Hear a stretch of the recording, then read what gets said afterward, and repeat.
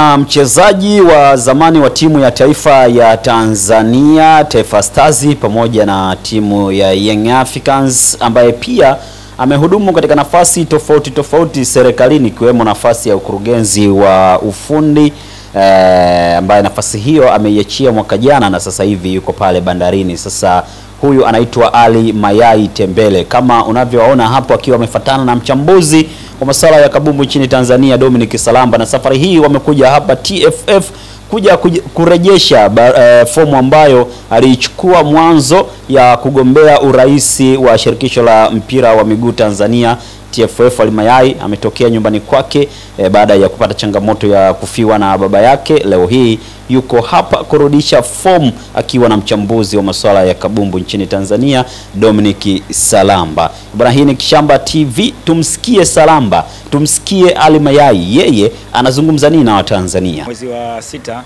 mwaka huu ni siku ambayo kwa kweli ilistua sana moyo wangu, kwa sababu sijawahi ku experience kitu kama kile, kwa sababu nilikuwa na majukumu mengine ya kikazi ya Arusha.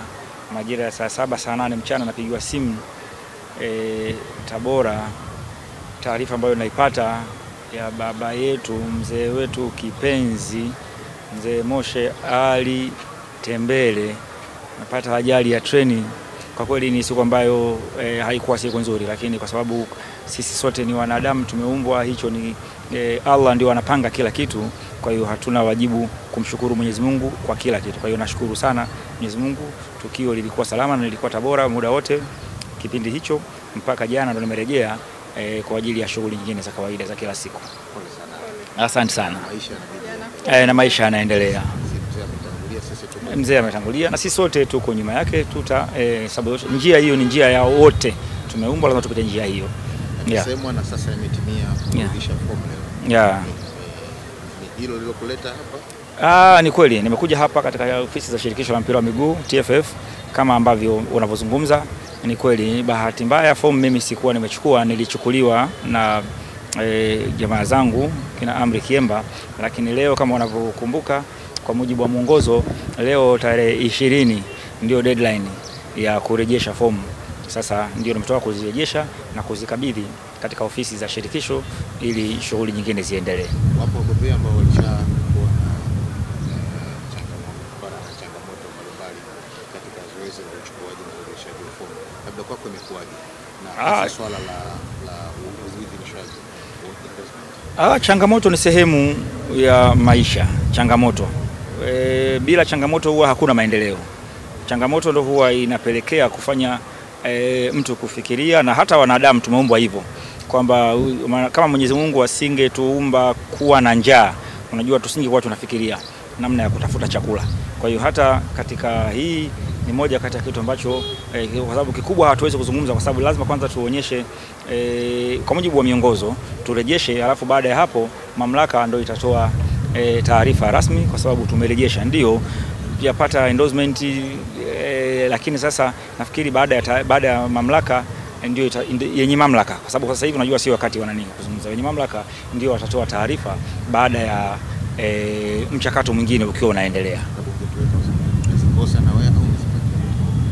Kwa kweli kama ulivyozungumza ni changamoto, lakini as far as nilichukua lazima nirejeshe. Kwa hiyo nimerejesha kwa sababu nilichukua. Lakini endorsement hujapata? Endorsement kwa sababu kwa mujibu wa kanuni za uchaguzi, endorsement kwa mtu mmoja miaka ile ya nyuma, wakati ule ilikuwa ni endorsement, ilikuwa chama, unajua ilikuwa chama au shirikisho la soka inaweza kaendorse hata watu 5 watu 6, kwa sababu ilikuwa ni kama vile vetting, kwa maana ya kudhibitisha tu kwamba huyu mtu ana uwezo, ana experience, anafaa katika nafasi hii. Kwa hiyo mnaweza mkapitishwa hata 5, 6, 7. Kwa wakati ule ilikuwa hivyo, lakini kwa baadaye sasa hivi endorsement ya chama cha soka ni kwa mtu mmoja, na kikisha muendozi hakiwezi kuwa na nafasi ya kumuendozi mtu mwingine. Kwa hiyo ndio nafikiri ni kitu cha kawaida, lakini as far as tuna dhamira, ndio sababu mimi nimerudisha fomu.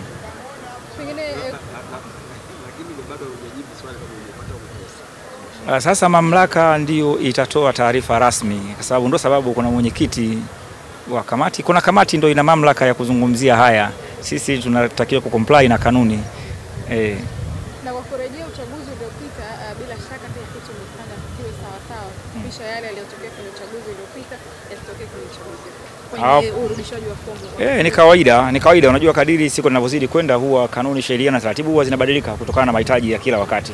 Kwa hiyo ni kitu cha kawaida ambacho tunatakiwa kujiandaa kukifanya hivyo ili kuendana na mahitaji ya wakati, kwa sababu kila wakati huwa na mahitaji yake tofauti na wakati uliopita.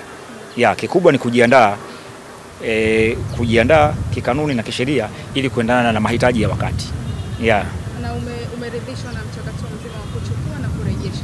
Mchakato wa kuchukua nimechukua, na kama hivyo mwongozo unavyotoa kwamba lipia kiasi fulani then utapata ile fomu na kurejesha, unajisajili wakati wa kurejesha na kila kitu ulichokiambatisha hapo na kisajili kwamba katika viambatisho vyangu kuna hiki na hiki na hiki na hiki na hiki, vyote nimetoka kuvisajili hapo sasa hivi, then naziachia mamlaka ndio zitatoa ripoti rasmi ya kile ambacho kimetokea kwa sisi ambao tumerejesha.